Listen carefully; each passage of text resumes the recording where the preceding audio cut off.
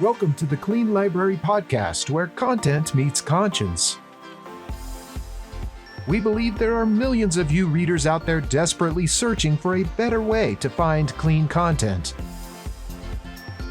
Each episode, we will introduce you to a new author of clean books, giving you, your family, and your friends clean options. Hello, everyone, and welcome back to the Clean Library Podcast. Thank you for being here. Today we have special guest Cathryn Devries. Cathryn is a recovering perfectionist who has been going slowly or rapidly insane over 15 years of homeschooling her 4 children, 2 of whom are on the autism spectrum. A former aeronautical engineer, she is now obsessed with the written word and won the 2023 Stewart and Hadow Short Story Prize. Did I say Hadow right? I think so, yes. All right, perfect.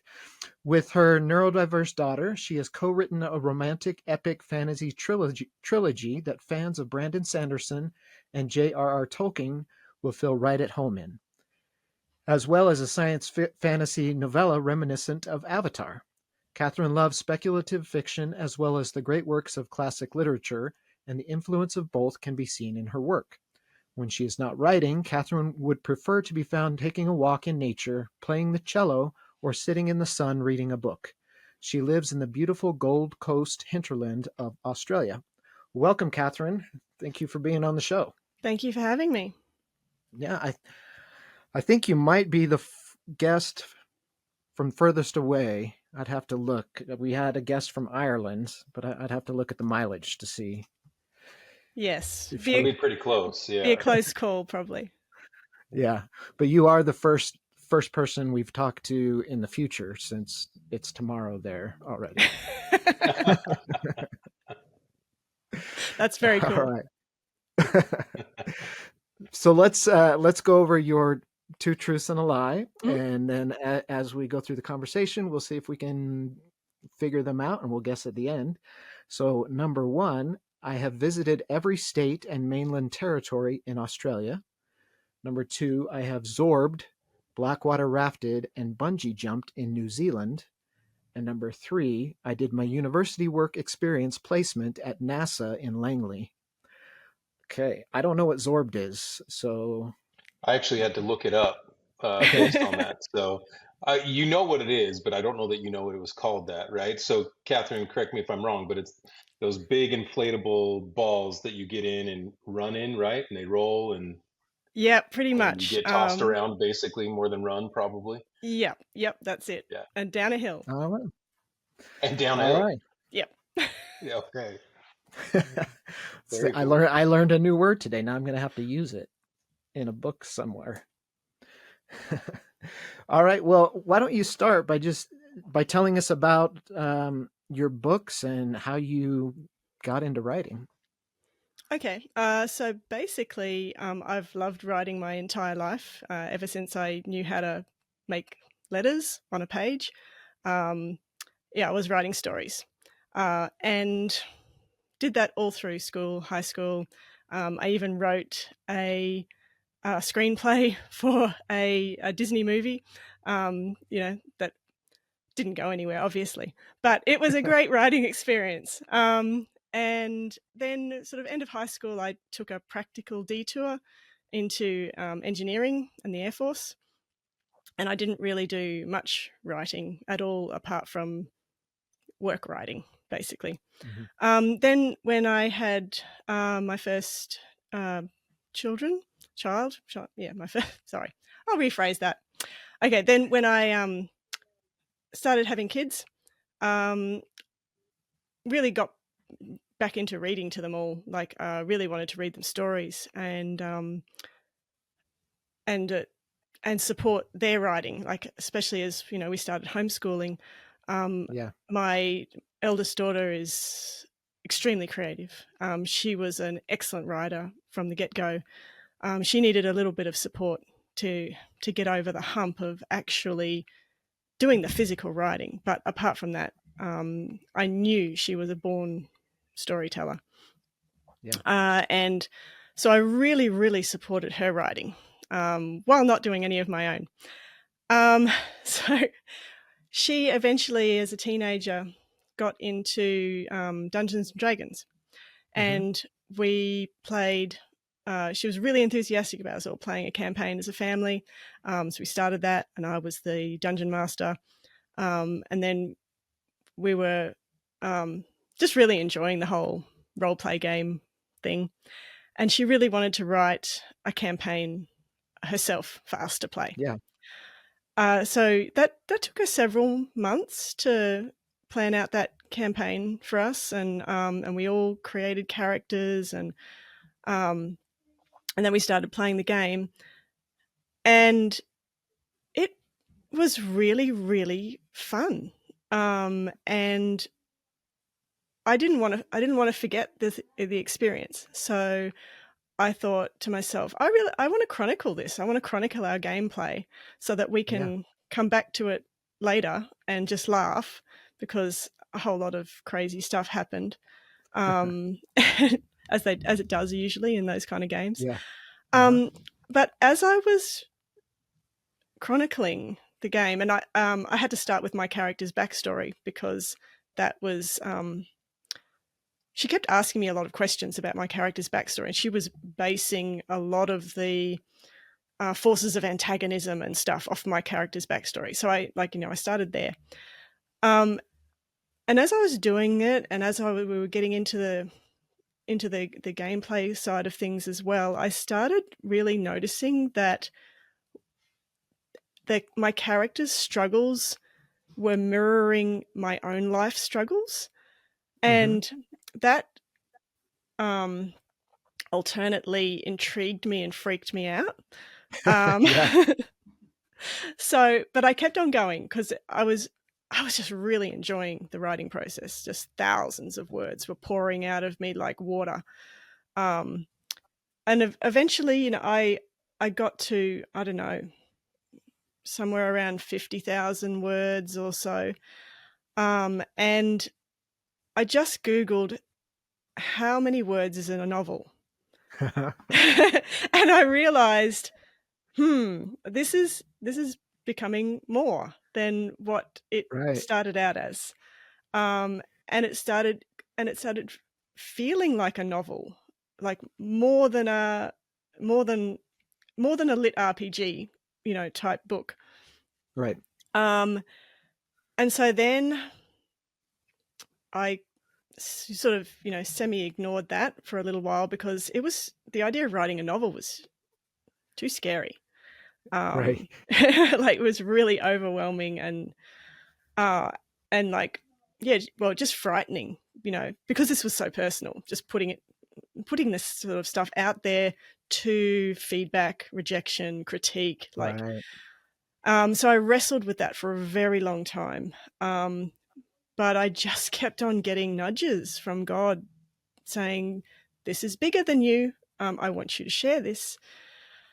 And so finally, after many, many more words and many long walks, where, I just was talking back and forth of, what do you want me to do? I decided, okay, I will do this properly. I'll make this a novel. And yeah, I sort of didn't look back from that point. If I was gonna do this, I was gonna do it right.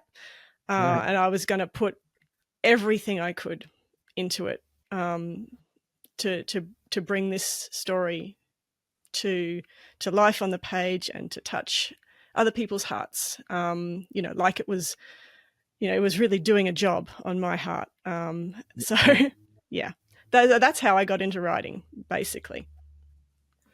Wow, that's a great story, and there's so much truth there. The overwhelming thought of, even when you were like 50,000 words in, you're pretty much halfway done, but just the thought of completing it and calling it a novel is just a massive, I don't know, it's a big deal.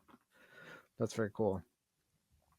So, I know a lot of people will say, "Oh, I'm a math person. I'm an engineer person. I'm not creative." But you were an engineer and you're creative, writing fiction.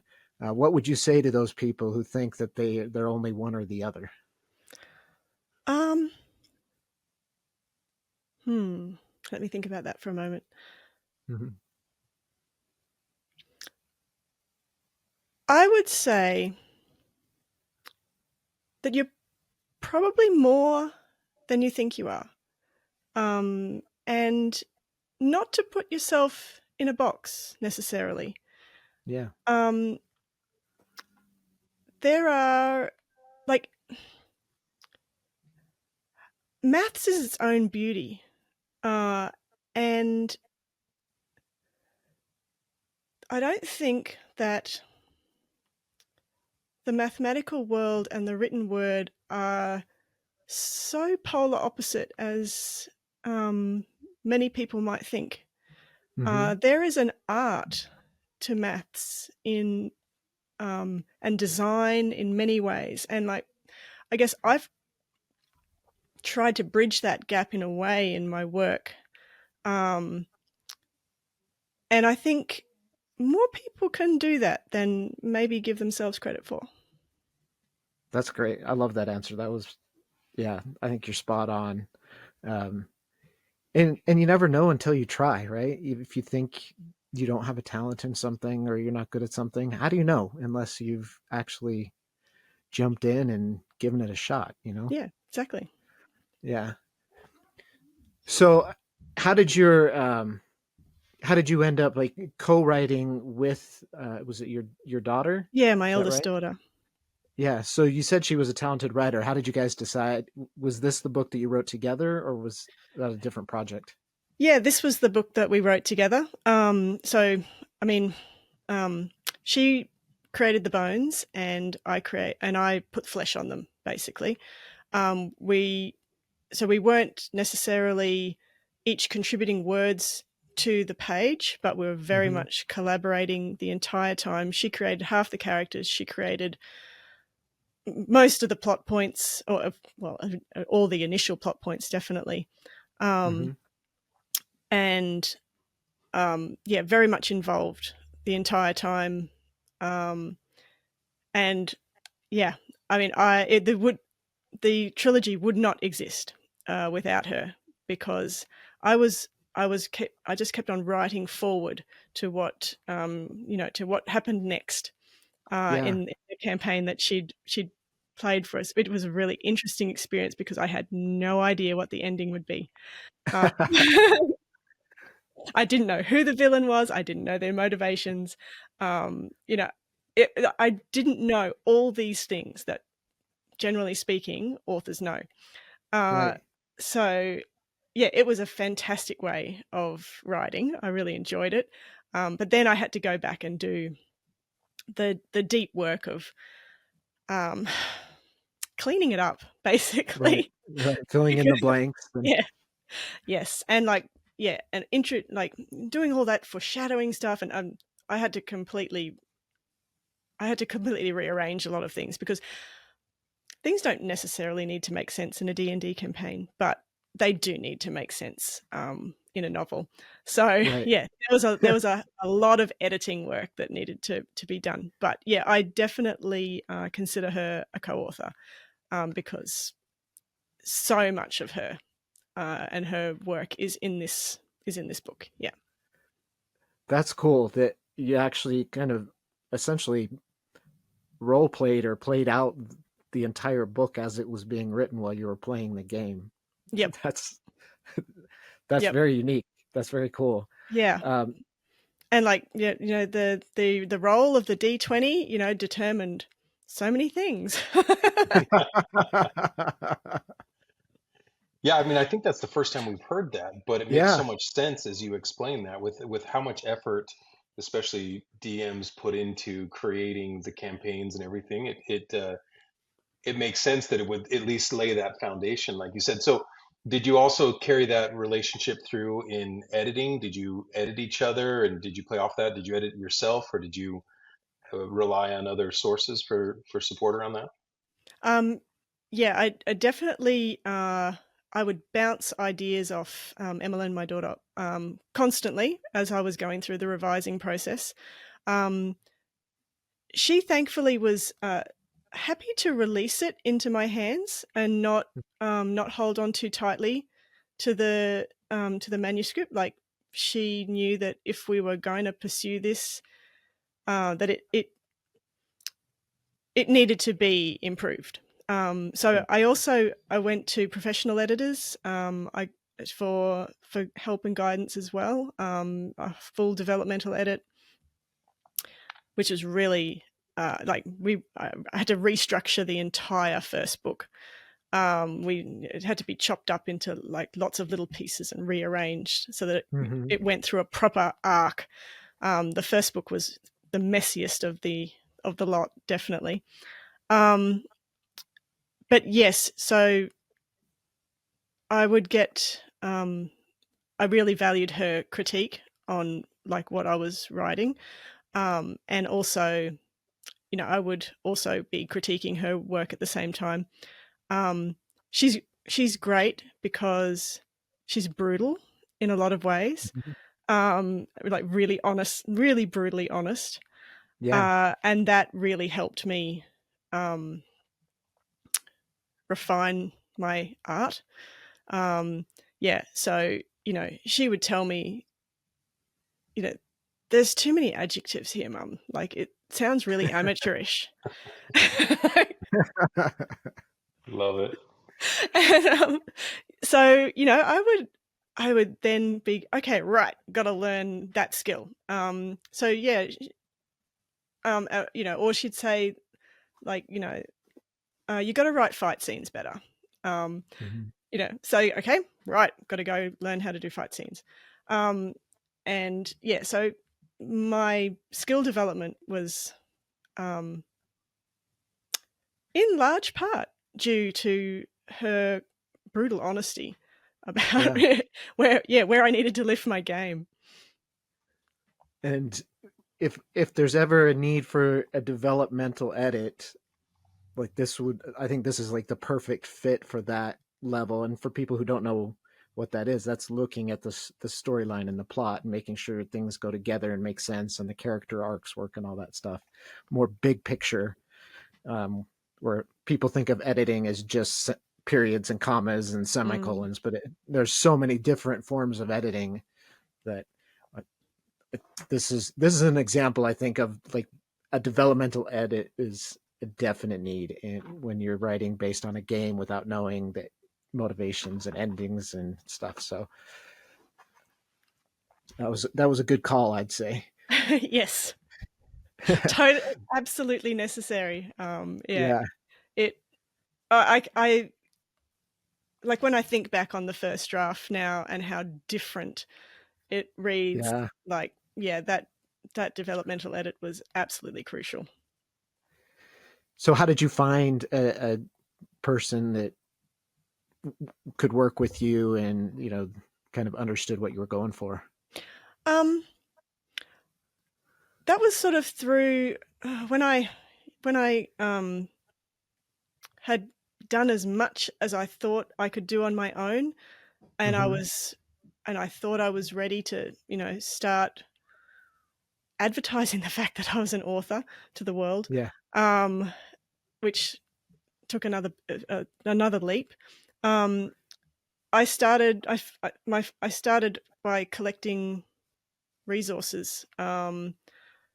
I think it was a writer's toolkit bundle, and there was a whole bunch of free courses in there. So I sort of dipped into the ones that I thought were most relevant, and it just opened up this whole web of contacts. And somehow or other, I got onto Savannah Gilbo's podcast, which led me into StoryGrid, which led me onto finding my editor, who's Alice Sudlow, who's a StoryGrid editor, a certified editor, I should say.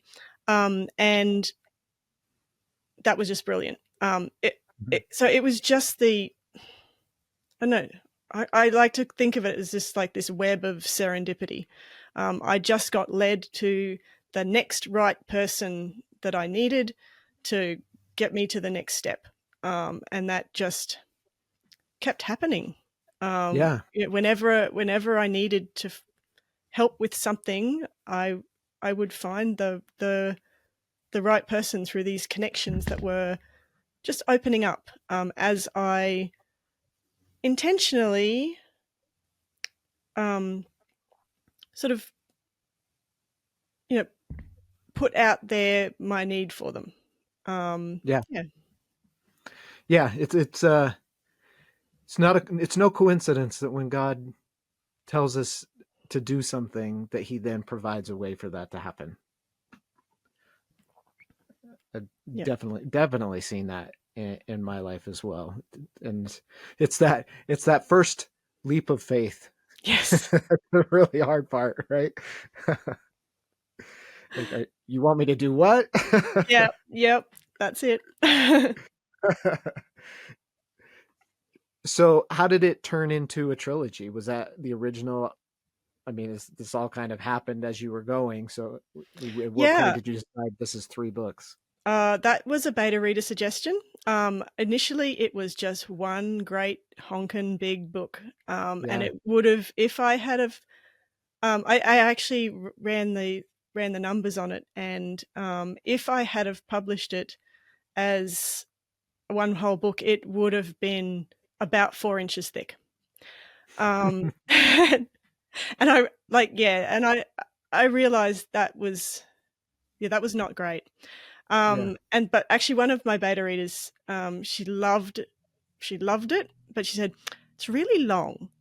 Have you considered breaking it into a trilogy?"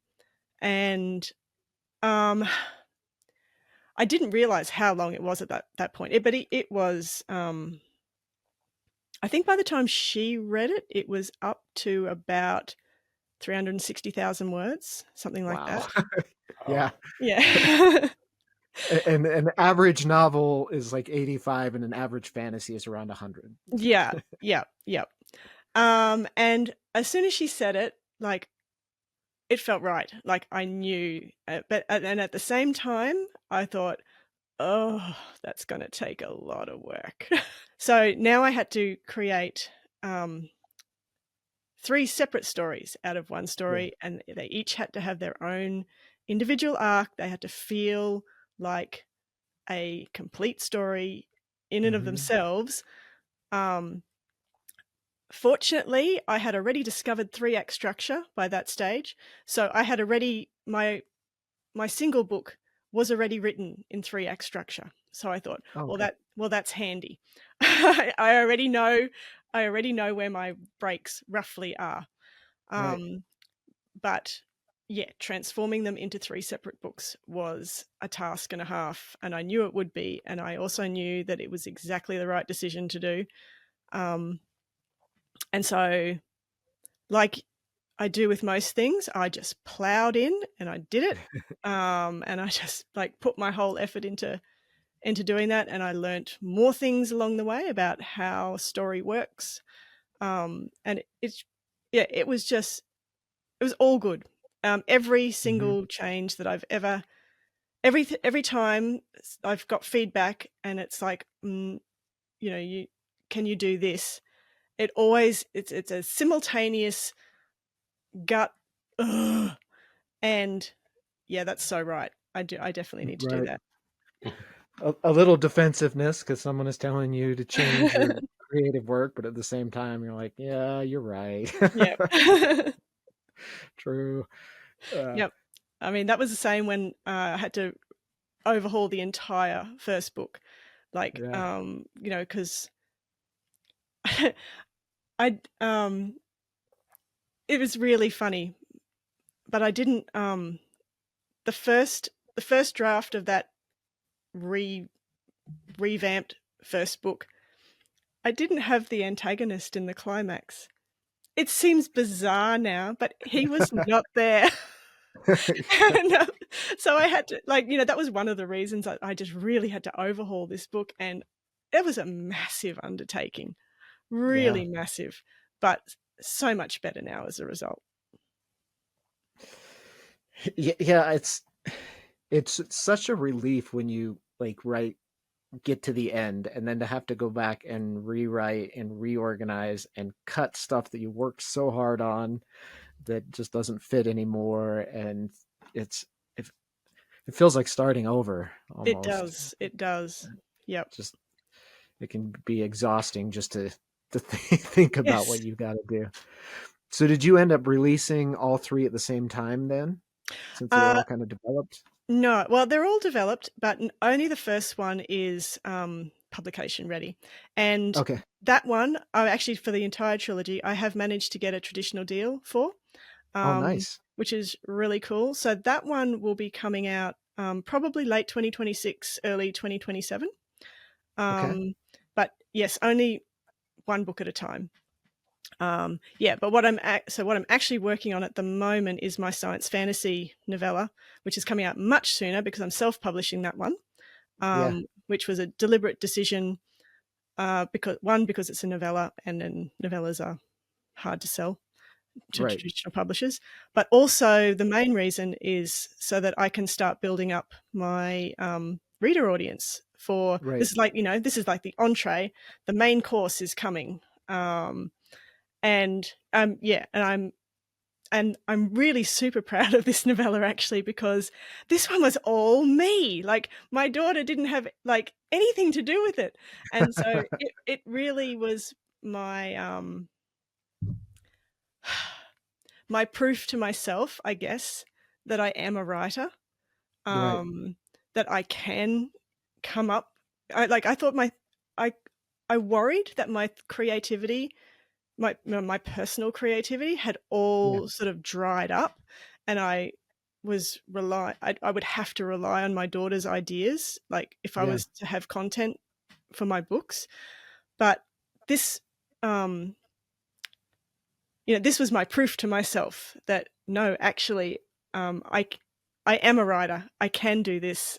I can come up with a concept, and I can follow it through, and I can create something awesome um, from go to woe, with these support Right. structures that I've built up. And yeah, so that one is that's gonna be this year that one comes out. Yeah, And that's the one that you said is reminiscent of Avatar. that's right. Yep. So can you give us a sneak peek of what it's about? Sure. So it's got one of my favorite tropes ever, which is I like to call the jerk unjerking himself. Um, Perfect. I cannot get enough of that storyline. Um, and I think it just feels so relevant for like, our messy world at the moment too. Hmm. So yeah, so it's a romantic science fantasy novella. It's got elements of adventure and introspection, um, and connection to nature and a deeper reality. A lot like the Avatar movies. Yeah. Um, and it's got it's also got a bit of a dystopian political struggle feel, like the Hunger Games, Hmm. but not with teens killing each other, but that sort of dystopian world, Yeah. and yeah, and character evolution, with lots of transformation happening of uh, the two main protagonists, who are also going from enemies to lovers, like similar to what happened in Avatar. Hmm. Um, the big point of difference that I'm really quite proud of is that the other species on this planet is not humanoid, and they're not verbal. So my other species are actually giant flying cats, which I think are very cool. Okay. And they speak in images rather than Okay. words. And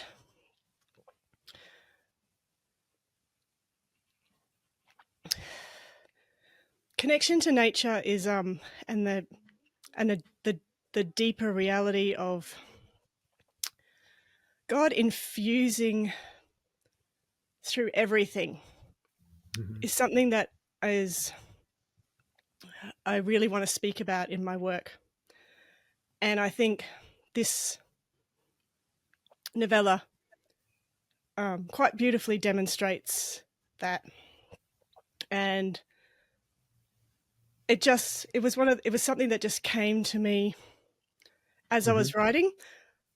Like I knew the rough trajectory of this story, but it wasn't until I was actually writing it that these creatures began to develop and flesh out, and I was just, in flow state, which is really beautiful. Yeah. And I was just like writing the first time that my protagonist Jaden saw these creatures, and it just, I got him to say, "How did you tame them?" And the thought just, it just came to me, like, and then the other guy said, "We didn't. They tamed us." And that changed where this story was headed. Yeah. Just in that little moment of realization,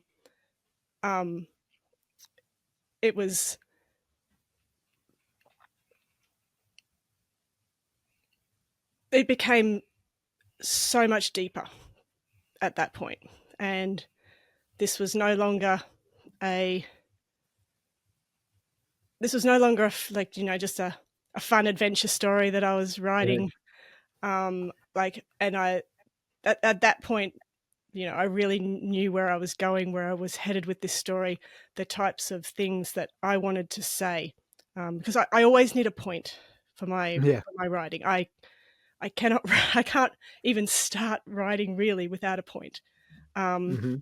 Like other authors write in different ways, but I need to know where I'm headed, which is odd considering when I was writing the trilogy, I had no idea where it was headed, but I knew, but we'd played the scene, so I knew how that scene ended, and I wrote towards that ending. So this was a similar process, except expanded. Like, I knew roughly where I wanted this story to go, but it didn't have as deep a point at that stage, and now it had a point of something that I really wanted to say, about who we are as humans living in this world. So that's that's a sort of a lot, quite a bit about this. Yeah, that's cool. So when you kind of figure out that reason, do you actually write it down as a reminder that this is what you're going for, or is it just something you keep in your mind all the time as you're writing? It's something I keep in my mind, but after the first draft is written, then I go back and I do a reverse outline, which is like a reverse plan in a way. It's something I learnt about when I was drafting the trilogy, because I had to impose structure on something that was essentially written unstructured. Right. So that's when I go back and really work out very specifically what I want to say, how I want to say it, and I do that by working out what I have said, and then looking for the shape of it. So the methodology that I learnt through the story grid is very helpful with doing that. I can break the story. First of all, I look at it globally, and the big picture stuff, making sure that arc works. Then I break it into 4 quadrants. So there's 2 in the first half, 2 in the second half of the book, and they also have their own arc that they need to move through. And then I break it down into scenes, and each scene has to have its own arc that it goes through. I cannot think about all that stuff while I'm writing. Yeah. And so that's what, so I do the reverse outline, and then I work out what do I really want to say in this story. And that's when I nail down theme, and I nail down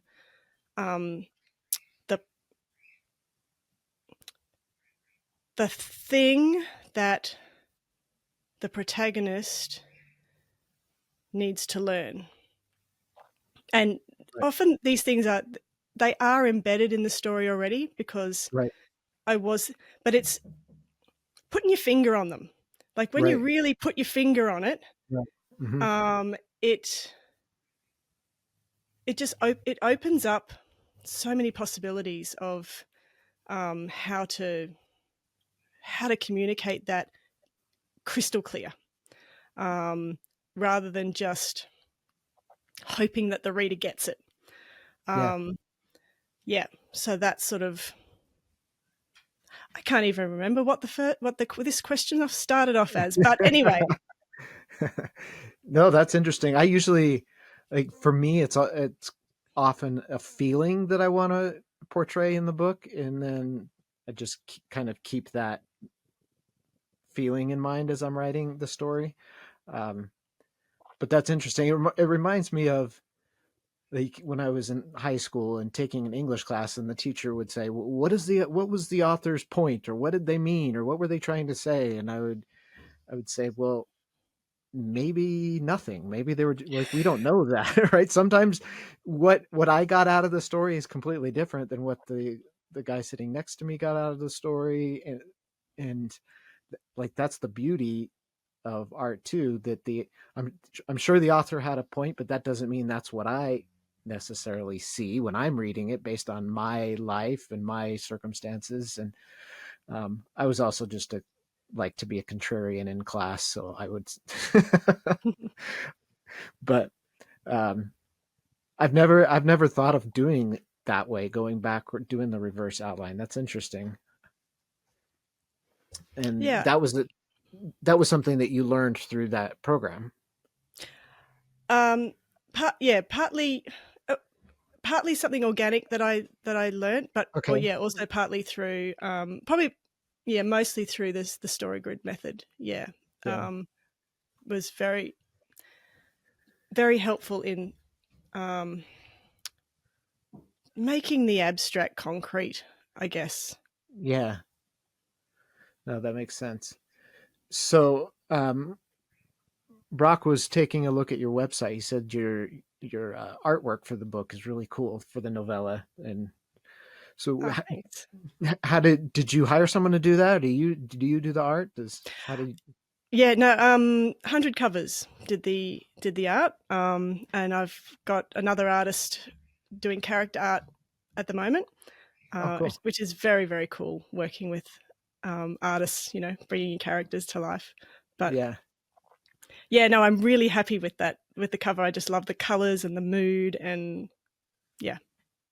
that's what struck me. I saw it, immediately was drawn to it. So they killed it there. It's beautiful and intriguing. Thank you. Cool. So with the character art, what is your plan with that? For social media, or some social media, but I've got a Kickstarter that I'm launching in June, and so it's a lot for that, because it's really good for drawing people in, and then I'm going to be making like special editions of the books with the character art included cool. in the pages, and character cards, stickers, like all that kind of fun stuff that can go along with books these days. Yeah. So do you see a future in this world becoming more than just the novella? it has the potential.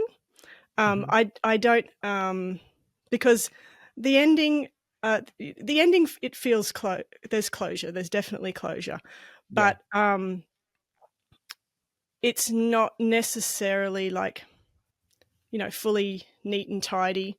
There's the potential for issues to still come up. I have no definite ideas about future novels or Yeah. novellas, but I really do like this world. I like the characters, and the potential is there for more Yeah. books in a series. But at the moment, this is a standalone.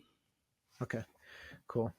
So, given that we're the Clean Library podcast, we should probably at least broach that topic a little bit. We've been so interested in just hearing about your books and your process and stuff.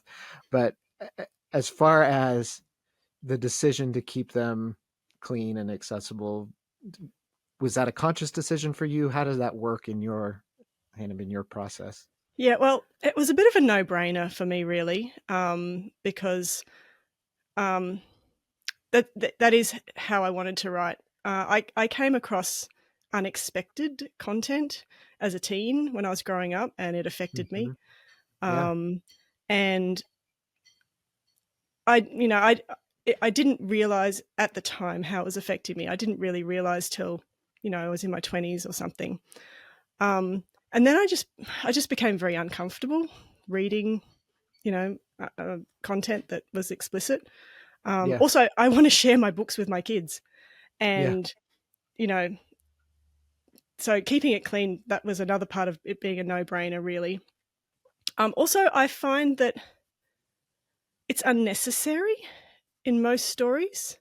Mm-hmm. Um, and the story could be told just as effectively without the content that I feel uncomfortable about. Yeah. Um, so, and when I'm talking about content, I'm mostly talking about explicit sexual stuff, and Right. also foul language. I just don't like either of those things. Um, Yeah. we have a life is not clean. We live in a very messy world. We Yeah. have very raw experiences. Um, but I do believe that we can talk about those in a way that both honors that reality, but also protects us from the spiritual and emotional harm that can come as a result. So it's more how I communicate rather than what there can be some quite harrowing things in Sure. my books, but yeah, I won't. I will always deal with them sensitively in a way that I would feel comfortable reading. I I would think my kids would be comfortable with reading, that I could potentially read aloud to my kids and Yeah. not, you know, feel uncomfortable about. Um, yeah, Well, and that's a good sign. Like, there's a definite difference when you have to say the words out loud rather than in your mind, and you're like, "Whoa, mm, that's not what I was." So that's a good way to describe it. And I also love the way you described um, coming across unexpected content as a teen, because that's in books. That's exactly what it is. It's unexpected because there's no way for you to know that it's there until it's too late.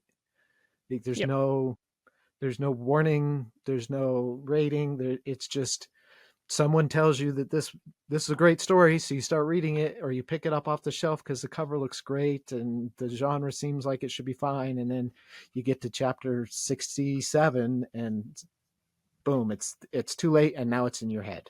yep, yep. There's and once it's there, it's there. Like, you can't go back and erase it. No, no, you can't unread that, or you can't unsee it. Yeah, yeah. I had, thinking back on books in my teens, that was like the perfect way to describe it. That that first time that I read a book that had that unexpected experience. So I love that.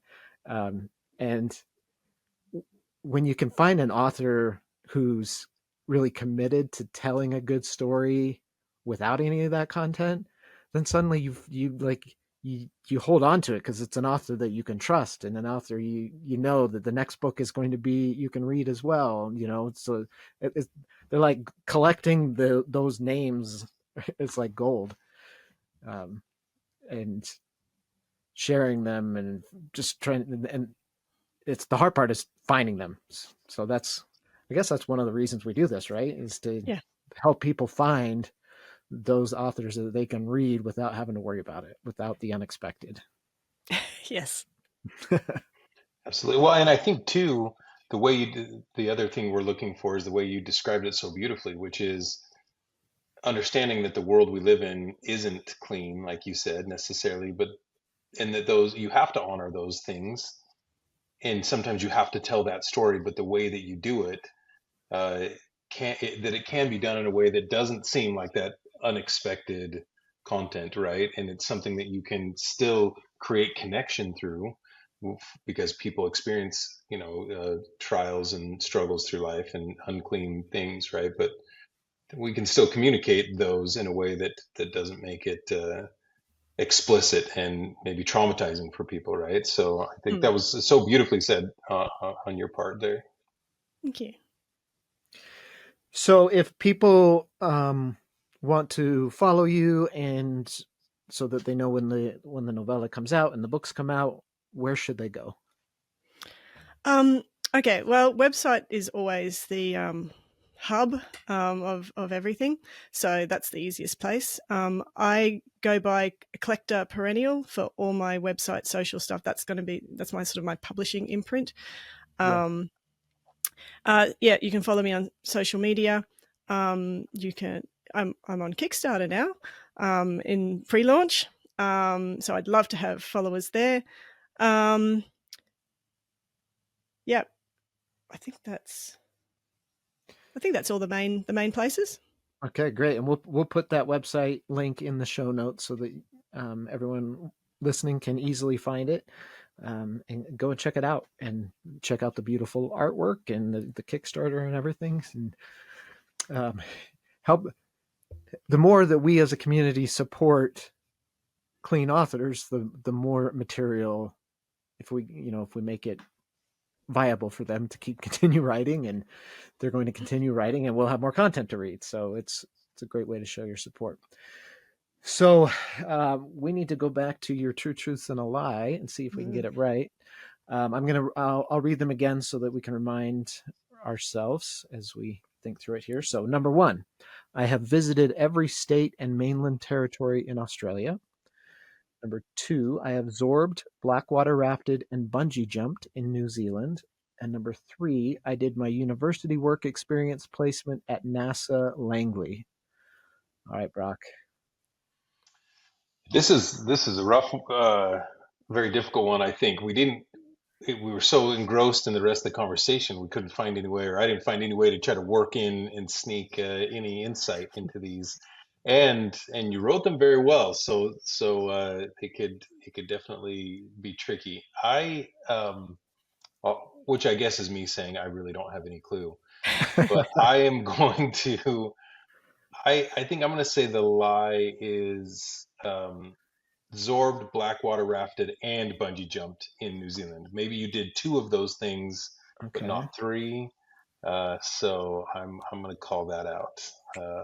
I've not been doing well this season so far, though. So we'll see, Marcus, if you can, what your sense is. Yeah, I mean, as an aeronautical engineer, you totally could have done it at NASA. I mean, NASA has multiple locations. I don't know if Langley is a place where universities. I don't know. In the U.S., there's a lot more states, but and I know Australia is huge too. So I'm gonna say the lie is number 1, visited every state. Maybe you visited most of them, but missed one or something. I don't know. Well, Brock was correct. I have not bungee jumped. I have done 2 of those things, but not the 3rd.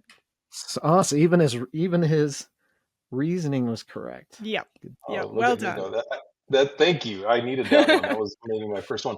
And I have to say, I don't even know what blackwater rafting is. I mean, what It's was it, whitewater rafting?